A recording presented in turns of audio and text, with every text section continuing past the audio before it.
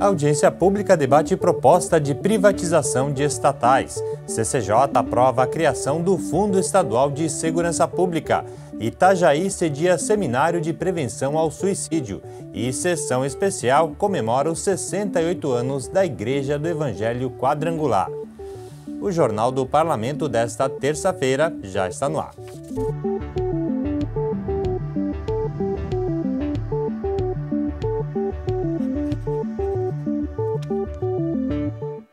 Boa tarde. A Assembleia sediou uma audiência pública organizada pelo Fórum Parlamentar pelo Fortalecimento das Empresas Públicas e pela Frente Mista em Defesa da Soberania Nacional. Em pauta, as privatizações cogitadas pelo governo federal. A soberania das empresas públicas e a possibilidade de privatizações estiveram no centro de uma audiência pública promovida no auditório da Assembleia Legislativa. Representantes de setores como saneamento e de energia estiveram no evento. O deputado Fabiano da Luz, coordenador do Fórum pelo Fortalecimento das Empresas Públicas, foi um dos participantes. A ameaça do Banco do Brasil, a ameaça da Caixa Econômica ser privatizada, dos Correios, da Petrobras, e aí as nossas empresas aqui de Santa Catarina, a própria questão da Celesc, da Casan, como é que ficam todas essas empresas? Então, a própria Cidasc, que também nós temos um receio, um medo de que também possa entrar numa futura privatização. O que nós não queremos é justamente isso. E queremos sim que as empresas se mantenham públicas de qualidade como elas têm prestado esse serviço tão bom à população. Durante a audiência pública, representantes do Sindicato dos Eletricitários demonstraram preocupação com o futuro do setor de energia elétrica. A grande preocupação, além de ser corporativa, com o emprego dos trabalhadores a quais a gente representa, preocupação com o povo brasileiro que deve sofrer com o aumento das tarifas, aumento da energia elétrica, o que a gente chama popularmente de aumento da conta de luz.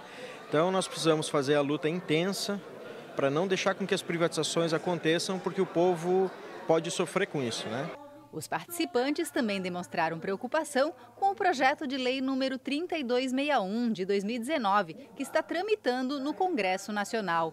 A proposta altera o marco legal do saneamento básico no Brasil, estimulando investimentos privados no setor. Esse projeto ele exclui as empresas públicas da prestação dos serviços dos municípios.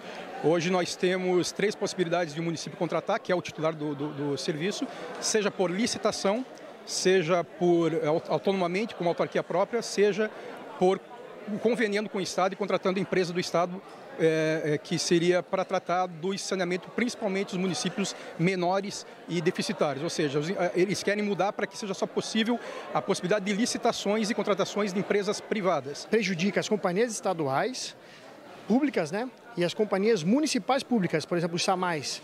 Então, é uma lei que, ao invés de eles estarem melhorando uma lei existente, eles estão fazendo uma lei nova que vai piorar o saneamento, trazendo insegurança jurídica e a falta de investimento no setor, tanto das companhias estaduais que têm os contratos atuais, quanto as possíveis empresas privadas que vão querer entrar no setor, porque vai judicializar. E quando estiver judicializado, ninguém investe enquanto estiver na justiça, A audiência pública também contou com a participação do deputado federal Pedro Uczai, presidente da Frente Parlamentar Mista em Defesa da Soberania Nacional em Santa Catarina. Em nome da soberania nacional, a não privatização é buscar que o serviço público seja cada vez de melhor qualidade para o povo e, ao mesmo tempo, retornar em forma de impostos. A Petrobras, nos próximos 4 anos, poderá colocar 600 bilhões nos cofres públicos para transformar em saúde, educação, etc. Se privatizar, esse dinheiro não vem para o povo. Outra audiência pública discutiu as novas regras do Detran de Santa Catarina para prestadores de serviço, como exames de aptidão física e mental. As mudanças têm gerado discordância entre os profissionais. Médicos e psicólogos estão insatisfeitos com o decreto do governo do estado de maio deste ano sobre a contratação de profissionais para a realização de exames de aptidão física e mental no Detran de Santa Catarina. A norma estabelece que eles sejam contratados pelo cadastro de pessoa jurídica e não mais pessoa física como era antes. De acordo com a diretora do Detran do Estado, a decisão está em consonância com determinação federal. Hoje nós seguimos criteriosamente o que diz o CONTRAN e o DENATRAN. Nenhuma vírgula a mais nem a menos, inclusive estamos à frente de alguns estados já com um decreto inovador. Para debater o assunto, a Assembleia Legislativa realizou a segunda audiência pública sobre o tema. No primeiro encontro, a diretora se comprometeu a rever alguns pontos do decreto, mas por causa de uma ação judicial favorável aos profissionais, Sandra Mara preferiu aguardar. Durante a audiência pública, a expectativa era saber o que poderia ser mudado. Tem uma medida cautelar que foi deferida em favor dos médicos peritos e dos psicólogos. Também tem toda uma série de medidas que o presidente da República está tomando, que é em favor dos prestadores de serviço CPF, pessoa física. Então, por isso, a realização desta audiência pública é muito importante para verificar o que o Detran efetivamente cumpriu a partir da finalização da primeira audiência pública. Esse questionamento nós vamos botar aqui na audiência pública no dia de hoje. A Comissão de Trabalho, Administração e Serviço Público aprovou nesta manhã a realização de mais uma audiência pública. Saiba mais na reportagem. Os deputados estaduais estão preocupados com a possibilidade da venda da Unisul. Após receberem denúncias de estudantes, o assunto chegou à Comissão de Trabalho do Parlamento Catarinense. Diante da relevância, foi proposta uma audiência pública. A data ainda será definida, mas a intenção é que seja em breve pela preocupação com o assunto. Nós vamos fazer a audiência conjuntamente com a Secretaria da Educação e também, naturalmente, com a aprovação da Comissão de Educação aqui da Assembleia. O nosso objetivo, de fato, é encontrar alternativas, ajudar a trazer pelo menos informação lúcida e clara, transparente, para toda a comunidade que envolve a Unisul. Ainda na reunião do colegiado, os parlamentares discutiram a criação de um fundo de melhoria da perícia oficial e também o Fundo Estadual de Assistência Social. Ambos foram aprovados por unanimidade. Já a Comissão de Constituição e Justiça aprovou o projeto de lei que cria o Fundo Estadual de Segurança Pública. Acompanhe como foi a reunião. A Comissão de Constituição e Justiça debateu sobre a proposta do governo do estado que cria o Fundo Estadual de Segurança Pública. Os estados precisam criar esse fundo para que possam receber recursos federais. A matéria foi aprovada. Nós tivemos a aprovação de uma lei federal em 2018 e Santa Catarina precisa se adequar. O repasse de recursos federais para a área de segurança pública, defesa civil, assistência social, ele é feito agora de fundo a fundo. Então, se o Estado não tiver até 31 de dezembro a aprovação desse projeto e a transformação em lei, ele poderá ter prejuízo com o não recebimento de recursos federais nessa transposição fundo a fundo. O colegiado também aprovou o projeto de lei que cria o Conselho Estadual de Segurança Pública e Defesa Social. A criação desse conselho também é necessária para o recebimento de recursos do governo federal. Além de ter o fundo para receber o recurso de fundo a fundo, ele também precisa ter a formação desses conselhos. Então, as duas leis estão tramitando simultaneamente para equacionar essa questão. Os deputados ainda aprovaram o projeto referente ao programa Juro Zero, com o objetivo de incentivar a formalização de empreendedores populares, a promoção da inclusão social e a geração de emprego e renda. Também foram aprovados os projetos, um que cria o selo de logística reversa de resíduos sólidos e outro que cria o selo Empresa Amiga dos Autistas. E você vai ver a seguir: seminário em Itajaí debate causas e formas de prevenção do suicídio. A gente volta em instantes.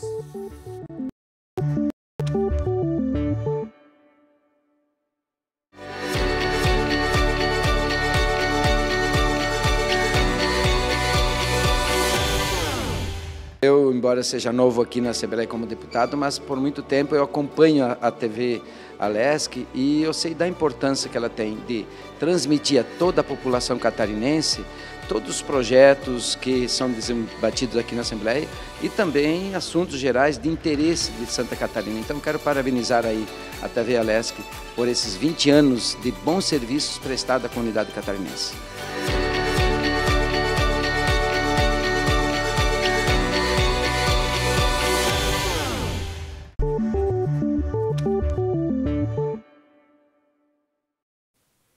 A cidade de Itajaí sediou ontem mais um seminário, Viver a Melhor Escolha, que tem o objetivo de alertar a sociedade sobre a depressão e o suicídio.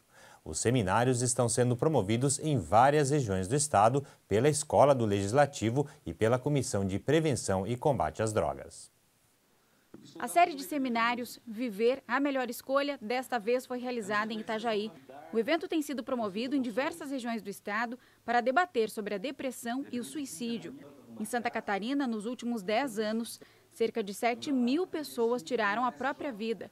É um problema de saúde pública que preocupa cada vez mais.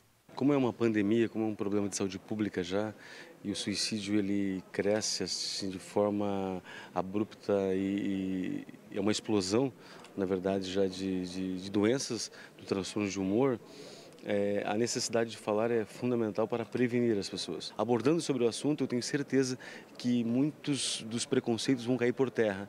E as pessoas vão saber que quando se procura um profissional, quando se procura um psicólogo, se procura um médico, um psiquiatra, você não está louco, como diziam antigamente. Eu acho que doido é quem não procura. O seminário Viver a Melhor Escolha tem revelado números assustadores pelo estado. A cada 3 segundos, alguém tenta tirar a vida. A cada 40 segundos, alguém consegue. No Brasil, o suicídio aumentou 200% entre jovens com menos de 17 anos. Na faixa etária de 17 a 29 anos, é a segunda causa de morte.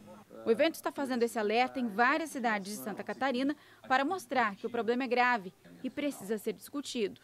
A faixa etária de 17 a 29 anos, nós hoje temos no Brasil a segunda causa de morte. A primeira causa, acidente automobilístico. A segunda, suicídio. Então são dados que nos preocupam e que nos alertam para que efetivamente homens e mulheres preparadas, e essa é a proposta do seminário, qualificar os nossos propagadores de opinião para que possam efetivamente contribuir para uma sociedade protegida e que faça a sua opção pela vida, e essa é a proposta do seminário, Viver a Melhor Escolha. Ontem também foi oficialmente aberta a 27ª edição do programa Parlamento Jovem Catarinense. Promovido pela Assembleia, o projeto busca estimular a participação da juventude na política. Um total de 40 jovens de 8 escolas de diferentes regiões do estado foram empossados como deputados da 27ª edição do programa Parlamento Jovem Catarinense. A cerimônia oficial de posse foi realizada no plenário da Assembleia Legislativa, em Florianópolis. Coordenado pela Escola do Legislativo, o programa busca estimular a participação política da juventude. São 40 jovens de 8 escolas de ensino médio de todo o estado que têm a oportunidade de vivenciar a vida do Legislativo durante uma semana, entender como é que funciona, entender a importância do Legislativo e fazer a sua parte enquanto cidadãos, que é participar, é entender, é conhecer, para a partir disso poder promover as mudanças que essa juventude, que essa nova geração aí precisa, quer, mas que só acontece se eles participarem. Ao longo desta semana, os 40 estudantes participarão de uma programação intensa, onde poderão vivenciar o dia a dia de um parlamentar. Serão ao todo 5 dias de atividades. Nós vamos desde a discussão dos instrumentos de transparência na política, a questão do protagonismo juvenil, a gente traz os outros jovens que já participaram para ver o que eles fizeram no dia seguinte do parlamento, e aí junto com isso a atividade do cotidiano do parlamentar, a análise das proposições, a elaboração de pareceres e a sessão plenária onde eles vão votar, aprovar ou rejeitar as matérias discutidas. As escolas participantes foram escolhidas via sorteio e cada uma selecionou 5 alunos para participar do programa. Os estudantes Otávio, do Colégio Nova Era de Joinville, e Laura, da Escola Básica Manuel Cruz de São Joaquim, estão entre os participantes. Eles reforçaram a importância do programa Parlamento Jovem. É uma experiência, além de política, uma experiência de vida muito grande, então acho que é a melhor oportunidade que um jovem podia querer para si. Normalmente as pessoas acreditam que a política não é algo bom ou algo que deve se conhecer, e trazer o Parlamento Jovem, os jovens para cá, é algo tão importante quanto isso, para a gente ter uma noção da inserção na política. E uma sessão especial do Parlamento comemorou na noite de ontem os 68 anos de fundação no Brasil da Igreja do Evangelho Quadrangular. A solenidade reuniu lideranças políticas e empresariais, pastores, missionários e fiéis da igreja. São 68 anos de história, 68 anos de trabalho na comunidade e serviços prestados nas áreas sociais ou de evangelização. A Igreja Quadrangular comemora quase 7 décadas e os pastores mais antigos foram homenageados pela Assembleia Legislativa. Receberam uma placa alusiva às festividades. No estado, a igreja conta com mais de 3.600 pastores em atividades, espalhados em cerca de 800 templos. O presidente da igreja em Santa Catarina comemorou a sessão especial proposta pelo parlamento catarinense. Homenagem que motiva, que anima, que dá coragem e é uma maneira de motivação e reconhecimento de um trabalho sério que é feito com muita responsabilidade e muito compromisso. O vice-presidente nacional da Igreja Quadrangular prestigiou a sessão. Para ele, promover um momento como esse é reconhecer os anos de trabalho não só em Santa Catarina, mas em todo o Brasil. A igreja vem crescendo de uma forma assombrosa. Hoje já somos mais de 30% de evangélicos, fazendo um trabalho social, um trabalho espiritual, um trabalho de restauração de vidas que o próprio Estado não consegue fazer. O proponente da sessão, o deputado Jair Mioto, lembrou da importância do parlamento reconhecer os serviços prestados. Para ele, a igreja tem sido grande parceira do poder público, ao auxiliar em muitos casos que o Estado se ausenta. Destacou ainda que recentemente a Assembleia Legislativa aprovou e definiu uma data comemorativa no Estado para a igreja. Nós aprovamos semana passada a inclusão no calendário oficial do Estado do dia 15 de novembro como Dia Estadual da Igreja do Evangelho Quadrangular. Só falta a sanção do governador. E por hoje é só, a gente fica por aqui. Mais informações às 6h45 no TVA Notícias. Uma boa tarde para você e até amanhã.